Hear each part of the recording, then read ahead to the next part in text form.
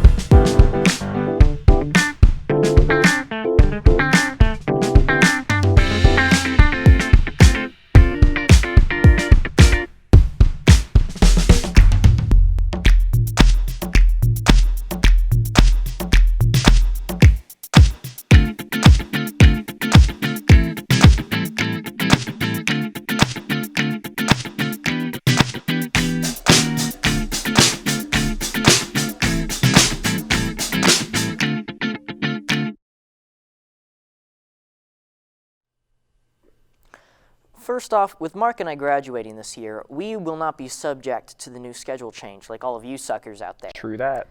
That being said, to get some more info, we sent some of our crew to get a little bit more information on said schedule change. Okay. So basically, this new schedule is all Kelly Walsh's schedule, basically, which is the same 4 classes every day for an entire semester. And they're taking 5 minutes off of our lunch. I don't know where that 5 minutes is going. And they're also taking the passing period from D block to Mustang Connections and making it into one class. So your D block teacher is your Mustang Connections teacher. And that's, yeah, like, the part that I find, for a better lack of words, stupid, our lunch is shorter, as if it's not short enough as is. Mustang Connections is useless now at the end of the day because everyone for seniors too. Yeah, and for seniors. And like if you're a senior and you have Mustang Connections but you don't have a D block, you have to go back to the school after you've left already. Yeah, like what's the point? I feel like seniors shouldn't be obligated to go to Mustang Connections. And then just like the four classes a semester, I feel like is a little pointless because like there's no variety in every day. It's the same stuff, which is boring and repetitive. And I feel like some kids might do better just because it's the same 4 classes, so I don't have to worry about as many. But like I feel like other kids will get so bored about going to the same 4 classes that they'll just stop trying. And I feel like that's just worse. And you have to be late to the same C block, coming back every day. Yeah, I feel like a lot of kids are going to be late almost every day in lunch because it's hard to even like find a parking spot. Yeah, parking, and then just like if you go out and get food, you don't know how long that's going to take. That could take anywhere between 5 minutes and like 30 because food sucks sometimes. But yeah, like I feel like the new schedule is a little pointless. And I believe it's all to just keep freshmen on campus. Yeah. So there's like freshmen are moving around the building less so they don't get out. I feel like no one likes freshmen anyways, so that's okay.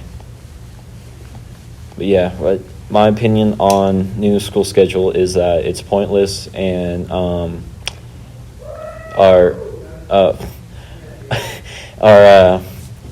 faculty members need to rethink their decisions and life choices. Agreed, 100%. Pointless, atrocious. So, and like, come on, I thought we like hated Kelly Walsh, and now we're switching to their schedule. I feel like that's just like. Well, I don't think it's like a rivalry thing amongst schools. It's just, I think it's all an entire freshman thing, and everybody has to suffer because of that, and it's unfair. Yeah, I mean, as freshmen, we weren't the best, but still, we didn't like tear sinks off walls and take whole doors to stalls and stuff like that. Urinals, didn't tear those off the walls. Anyways, my opinion is that it sucks. Mine too. And, well, it's unfair that we have to suffer because they want to keep the freshmen on campus. Yeah. So, thank you. Next up, Garrett and I put together our 2 superpowers to bring you guys a new episode of Mark's Record Review. Okay, so I'm homesick today. It's gonna be a special sick version of Mark's Record Review. I have a little bit of a tummy ache, and I'm expecting praise because I'm really proud of it. I have a little bit of a tummy ache, and I'm expecting praise because I'm being really brave about it.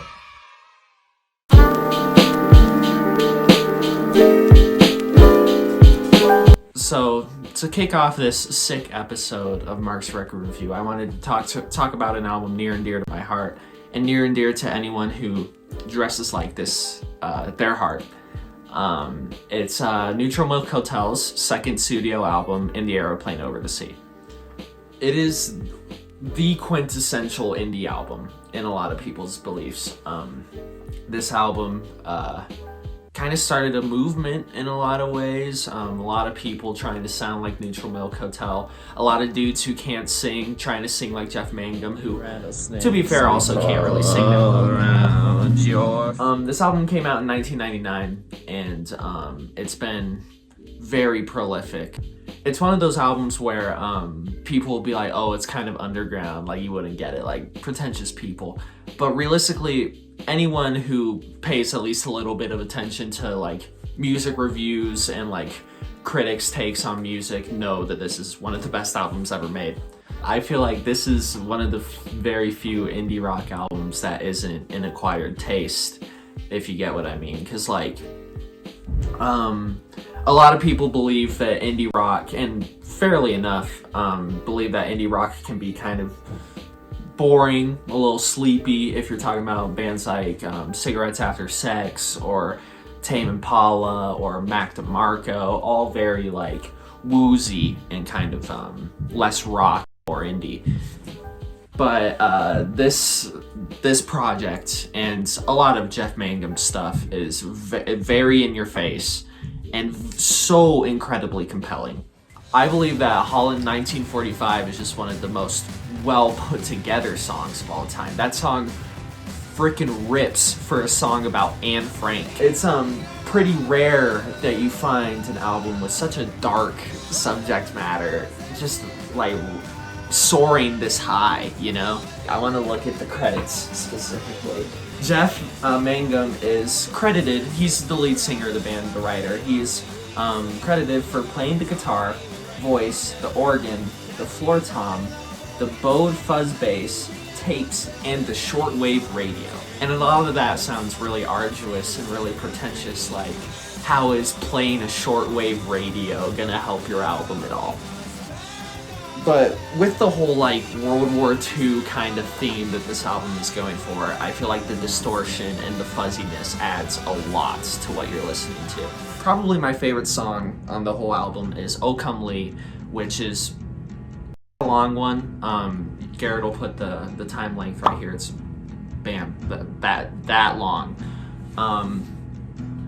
It's a doozy. It's a doozy to listen to. It's very emotional.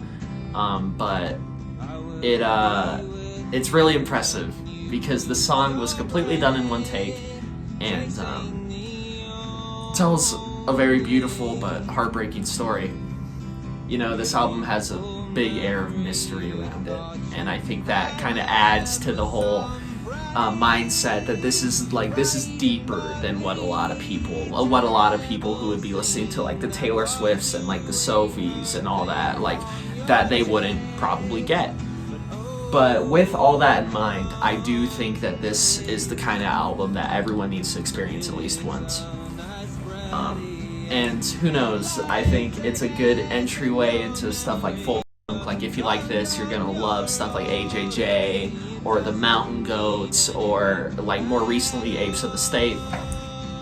I think it deserves all of the kind of annoying, like pretentious, put a counter for how many times I've said pretentious in this episode. I think it deserves all of the credit it gets for being as perfect as it is. So yeah, if you're looking for some kind of heavy, kind of super vague and like weird indie rock with punk influences in certain levels, I think that this is the album for you if you haven't already listened to it. I mean, like I said, this is a classic that I'm talking about. So yeah, that concludes this sick episode of Mark's Record Review.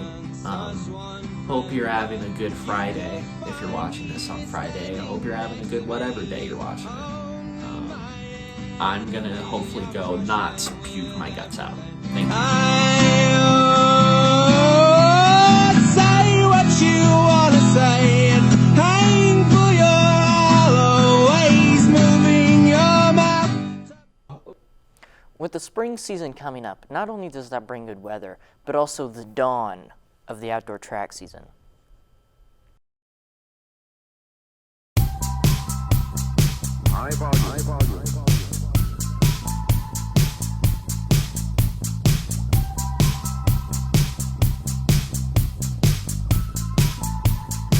Good morning, this is Colton Shippen with Nctv, and today we will be talking about the new outdoor season of track.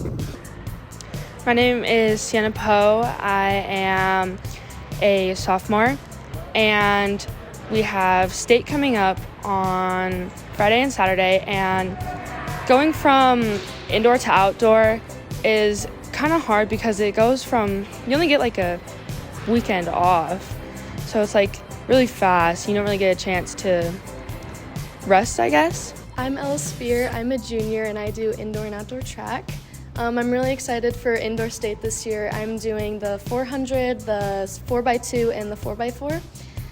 Indoor is a little different than outdoor because it's not as competitive, not as many people do it, but that's also what makes outdoor really fun, is that it's way more competitive and you get to run against way faster people, and overall it's just really fun being outside with your friends and trying new events and stuff.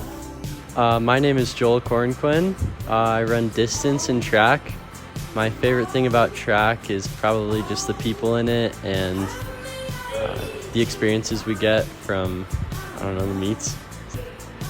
I'm Brendan Nelson. I'm in 12th grade and I'm doing outdoor track, and I'll be doing throwing and sprints, and personal goal is to make it to state for both of them.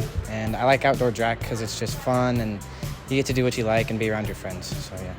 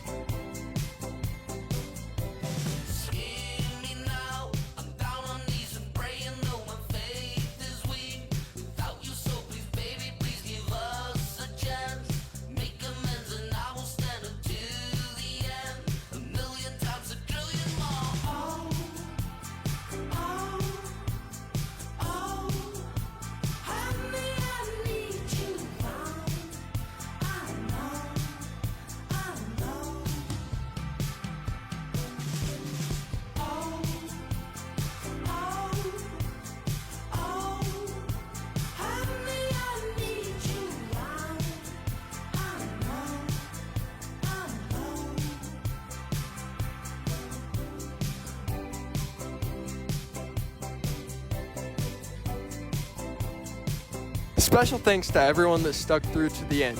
This is Colton Shippen signing out. Good night.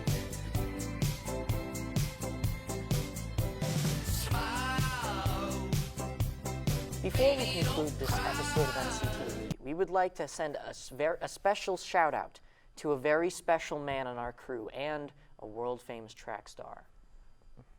Mason Storheim. Not only is he handsome, but boy can he pole vault. Oh boy. With that being said, thank you for tuning into this episode. Goodbye.